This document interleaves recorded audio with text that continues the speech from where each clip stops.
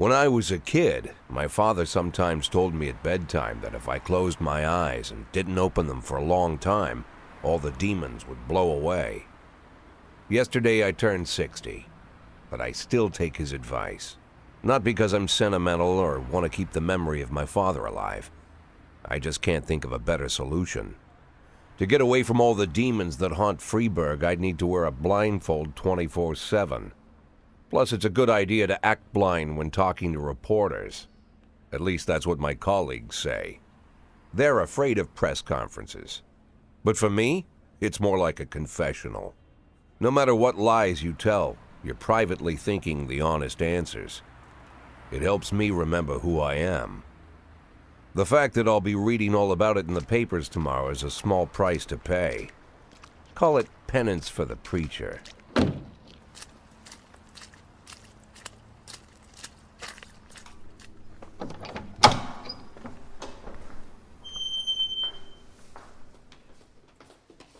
This is the first time I'm afraid of those answers my mind has given me. Not because I'm mad I'm losing my job. Though it's true, I'm mad as hell. Not because I subconsciously blame everyone else. Though I damn sure do blame them. And don't even ask me what my next move is. I can't imagine. But even that doesn't scare me. The worst thing is, I know I'm gonna have to do something. And I'll be damned if I know how far I'll go.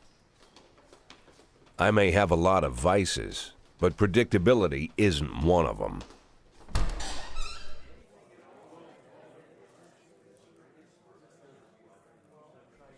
I learned a long time ago how to drive away the swarming demons. But what do you do when they're trying to rip your soul from your skin? Shutting my eyes tight as I can. The best solution remains the same: play blind. I just hope the reporters think I was blinded by the camera flash.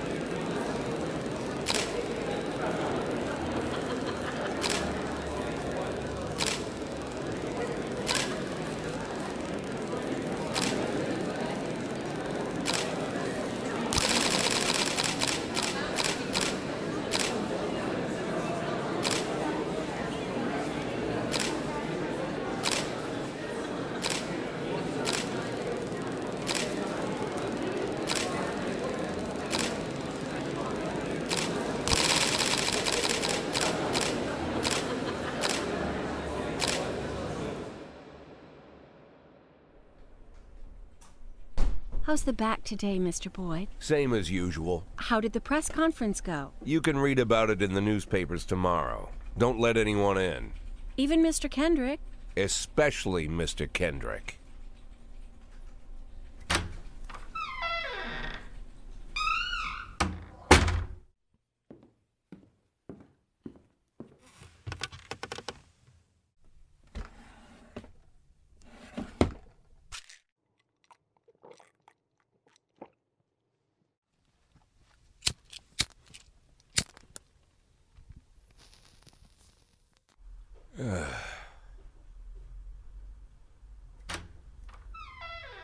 As soon as I heard the door creak, I knew what face I'd see.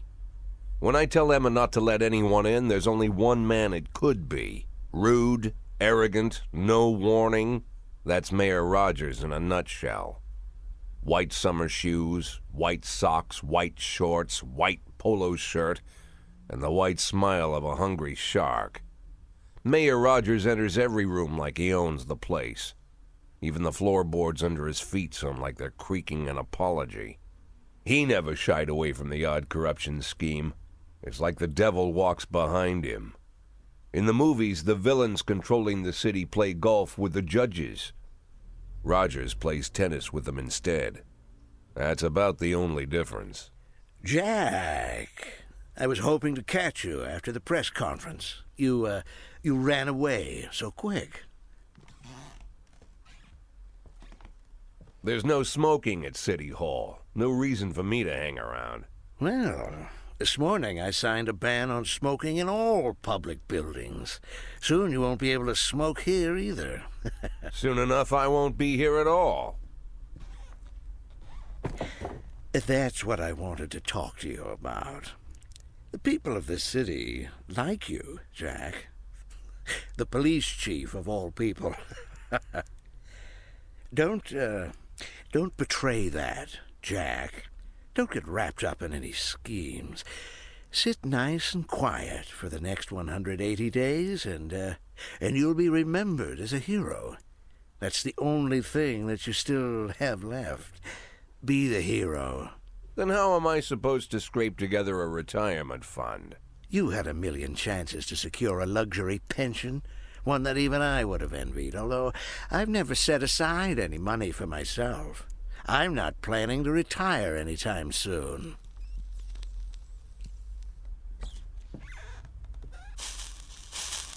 "180 days of quiet, Jack. That's all I need. I don't have any problems with you, and you won't have any problems with me. I have a new assistant, Troy Starr. If you have something to tell me, call him. But try not to bother him. He's a busy man." I'll do my best. "And quit smoking at the office. One of my friends will be using it soon."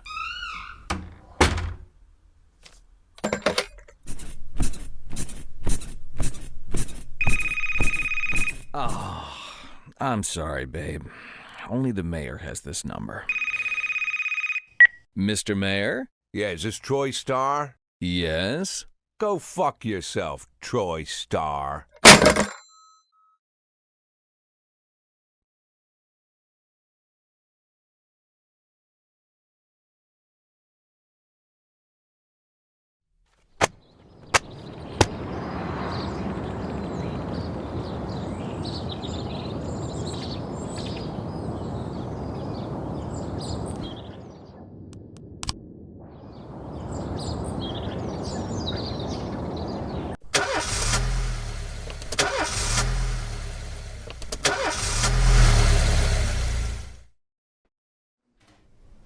Cops don't use the police station cafeteria anymore.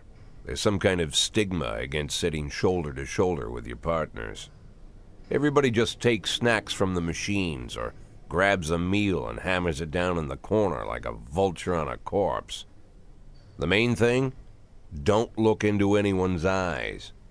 Could be construed as an invitation to sit together. The only people eating here are ghosts.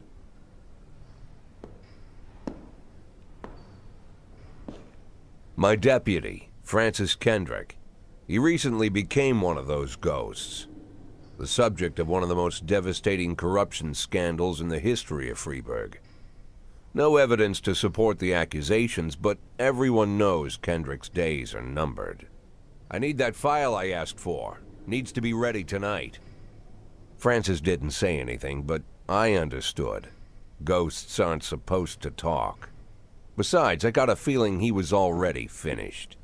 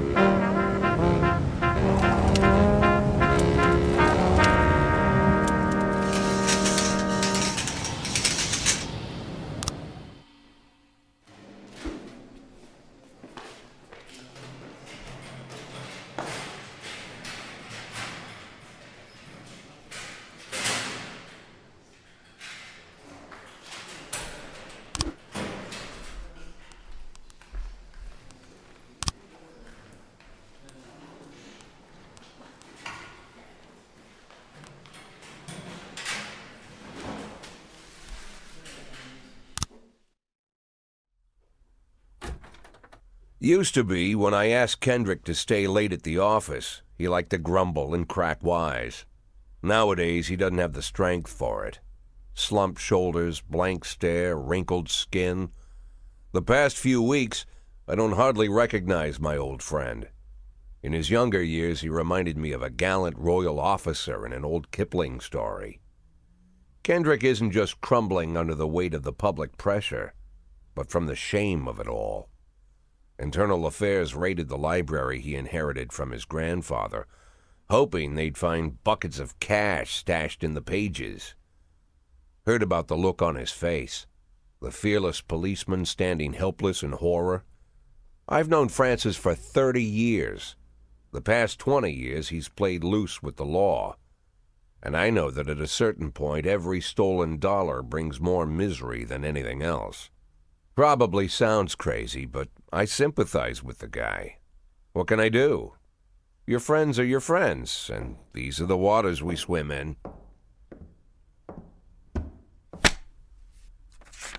Called all of the people on that list today. Now they know you're in business, so you could get a call from any of them. You don't need to worry about any of them. I've cleared them all. And what kind of business are we talking here? It's nothing too serious, just like you asked. Should be just a few small favors. Payments will vary depending on the situation and who you're dealing with. How much are you looking to earn? $500,000. $500,000? Why not a whole million? Because everybody wants to take $1 million. Figured I'd try something different. $500,000 in 180 days?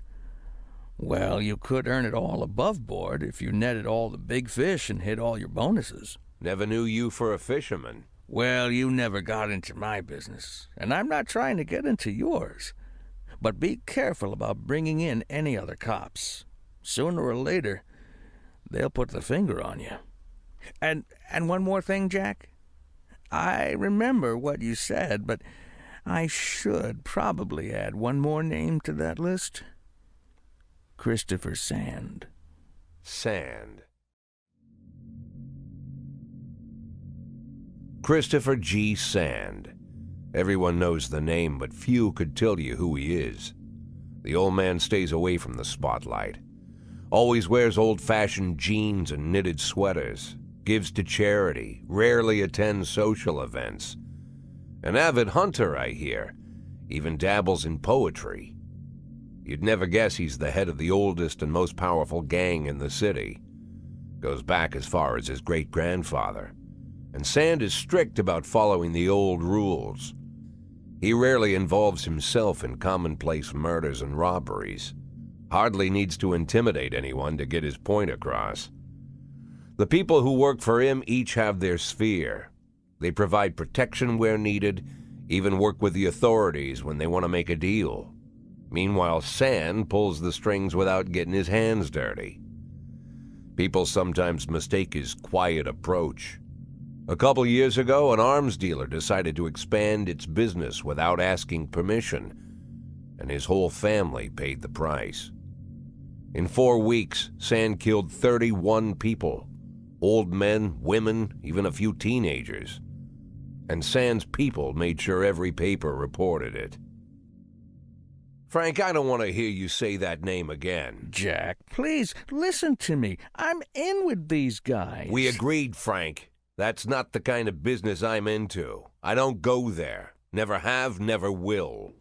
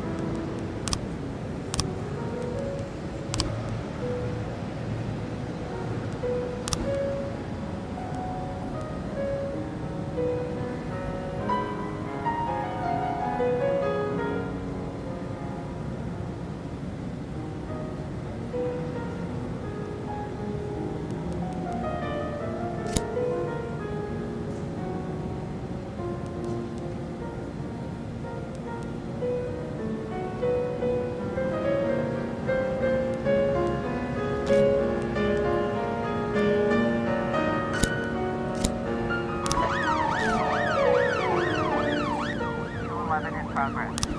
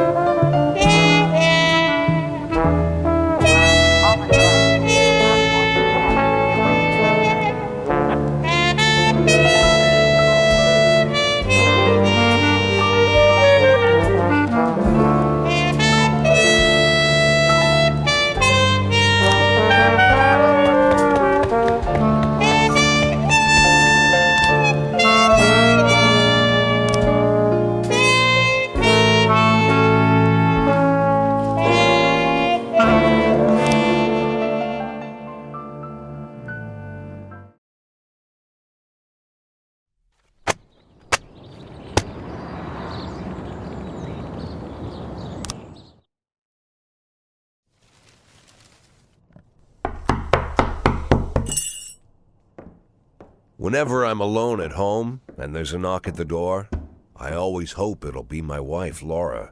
She's always forgetting her keys. Hello, my name is Steve, and you're Jack Boyd, is that right? To get to my front door, the Bible boys walked about a mile from the local bus stop, jumping over mud puddles and skirting a couple of landfills, Laura doesn't go in for religion either, but according to her, these brave lunatics with their fake smiles deserve at least a minute of attention. She patiently listens to them, asks them questions, regales them with pastries, and never once dropping a hint of condescension. When I watch her do it, I've got to admit it gets me. I'd have hugged those boys, sat with them on the porch, and lit up a cigar.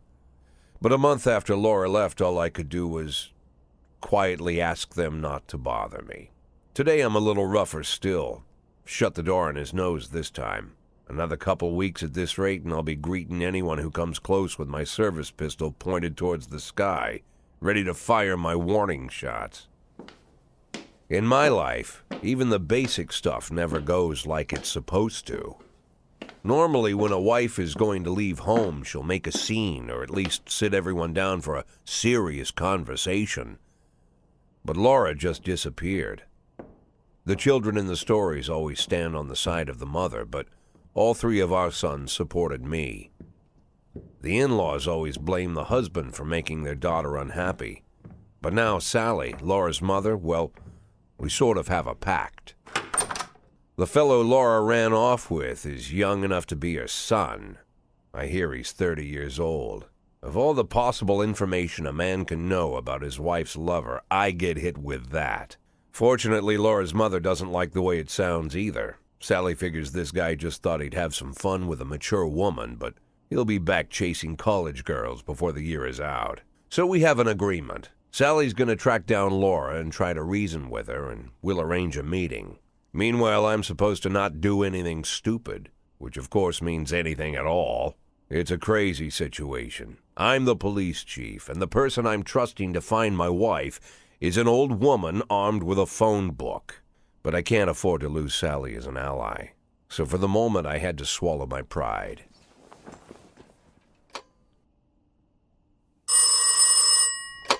Hello. Mrs. Markham, this is Boyd. Oh, is there any news? That's what I wanted to ask you. Have you found anything? An address, phone number? Have you spoken to her? Don't worry, Jack. I've narrowed the range to 2 suspects, or whatever you like to say at your police building. At my police building, we find people faster than a funny old woman chirping on the phone with my wife's girlfriends. Oh, you're an old man, Jack. Come to your senses. They'd give us straight odds on the street. But I've got more energy, Jack. Maybe you think I'm a foolish old woman, but I go to my book club, argue with the girls about Byron, and it gives me energy. I talk to my dogs, and it gives me energy. And you have nothing, Jack. You don't even have a hobby. You got no passion. It's why Laura left you. Let's not go back into that, Sally. Find my wife, and we can discuss my hobbies later. I'm waiting for your call, and my patience is running thin. Laura, if you've stopped loving me, I'll let you go. I can't expect the impossible from you. Just don't let me die out here, okay?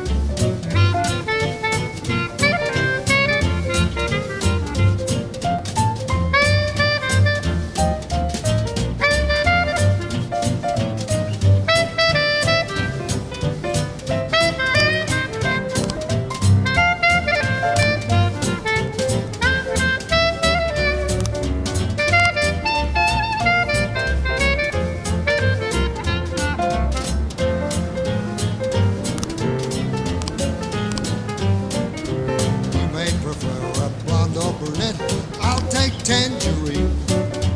Now that we've met, I'll get sweet ginger green. Red is for danger, so I'm told. I know just what they mean.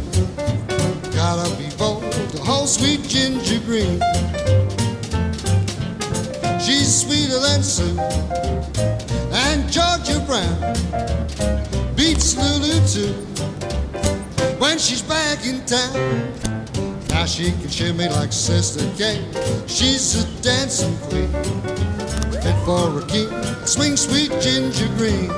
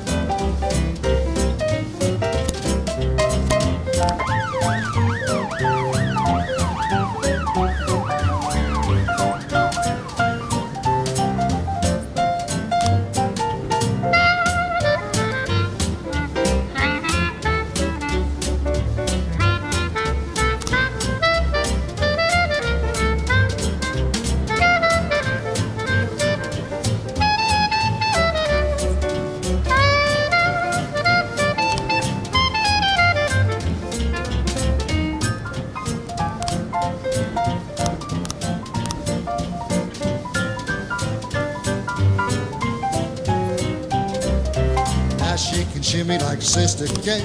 She's just a dancing queen, fit for a king. Swing sweet ginger, swing sweet ginger green.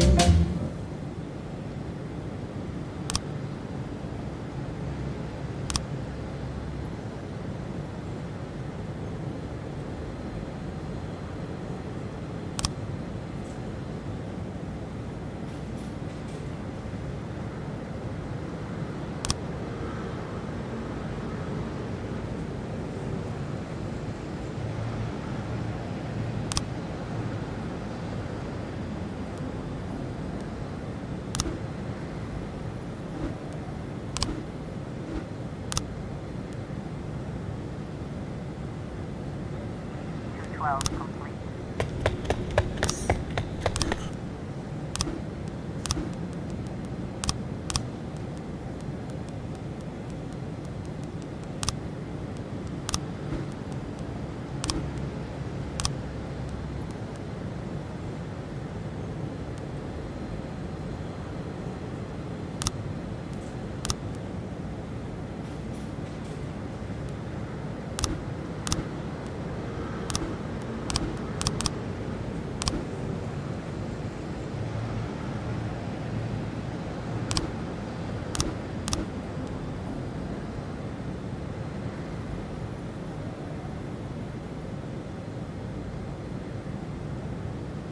Tennis Trust.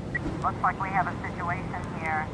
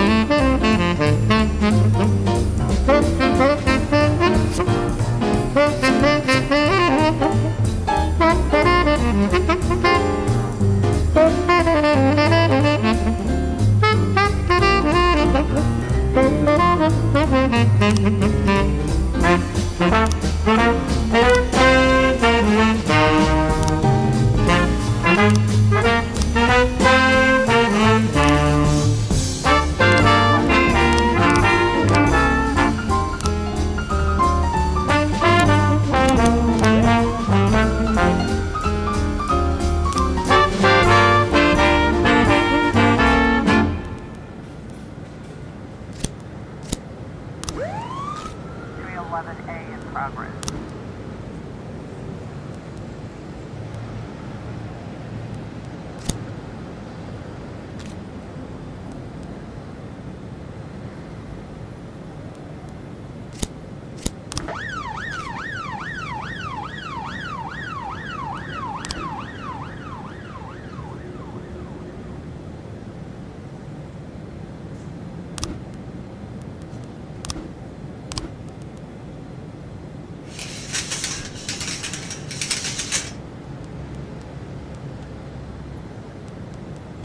We've got a situation here.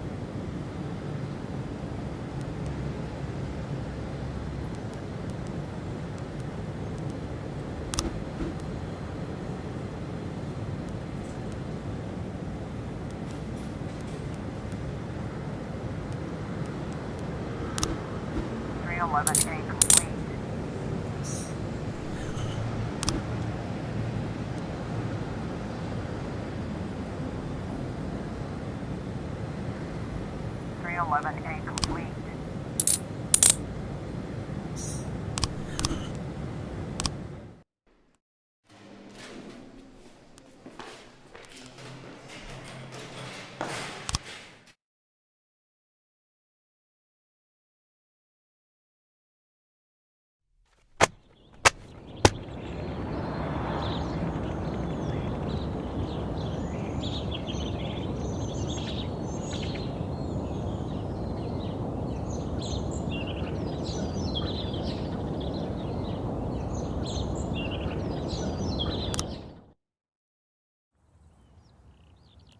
Why would a man need a barn?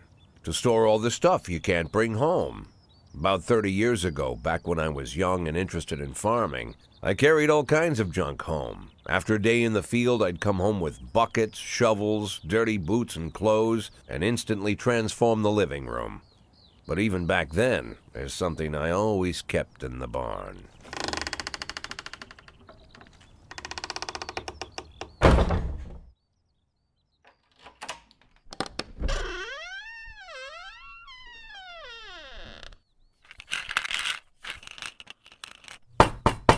I stopped keeping my pills inside the house because every time I was about to take a triple, someone would knock on my bedroom door. Now they're knocking on my barn door. Well, fine. It's not every day that someone comes to visit your barn. In all the years we worked together, Kendrick never came to visit the house. We drank at bars, went fishing, went to the mountains, even chased off some poachers one time. But he never came for dinner with the family.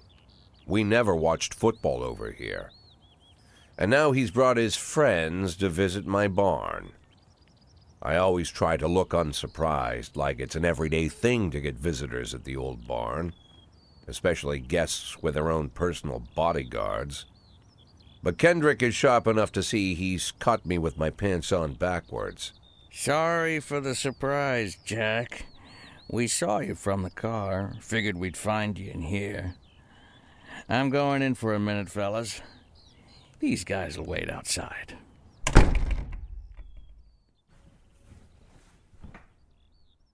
How long you been dating the lover boys? They're Sans people, Jack. Yeah. So now you're appearing in public with members of the Mafia?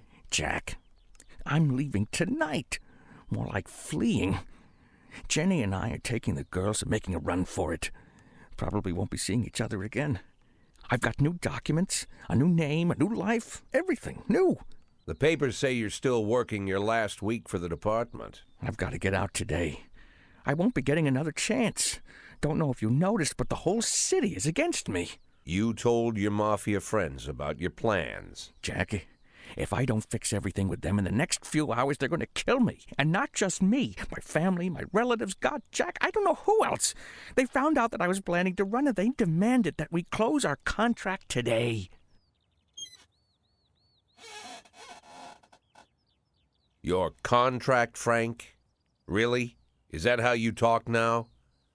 Maybe you should call in the lawyers to straighten all this out. Now is not the time, Jack, please. I have a commitment to them until the end of the year. They need an inside line at police headquarters. I can't just give them back the money. That's not how the Mafia works. If I can't find someone I can trust tonight, I'm dead. You know me, Jack. I wouldn't ask you if I wasn't afraid they'd cut my daughters to pieces before sunrise. He's the damn fool who puts his daughters in the crosshairs in the first place. Anyone in my place would have dressed him down good. But I didn't want to pile it on. Fate's already got this guy's soul in the grinder.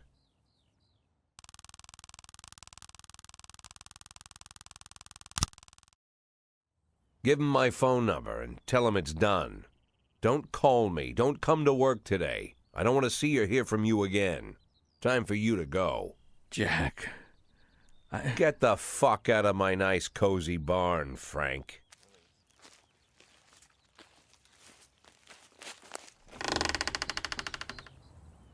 At the time, I was trying not to think about what just happened. It was almost too much to take in. I'm probably the most popular police chief in the history of the city, and I have to admit, I've thought about that more than once, sometimes with a little pride even. In one of the features they wrote about me in the papers, they said it pretty plain. He catches the criminals. Believe me, high praise like that is unheard of in Freeburg, especially for a cop. And here I am, the person who catches criminals, and I've agreed to help the Mafia, or I'll come home to a bag stuffed with my kids' body parts. Right before the last hammer falls. Hey, remember that cop who caught criminals? It turns out he was a Mafia bitch. And all for the sake of a greedy, corrupt cop who should have fled the country years ago. That sound right to you?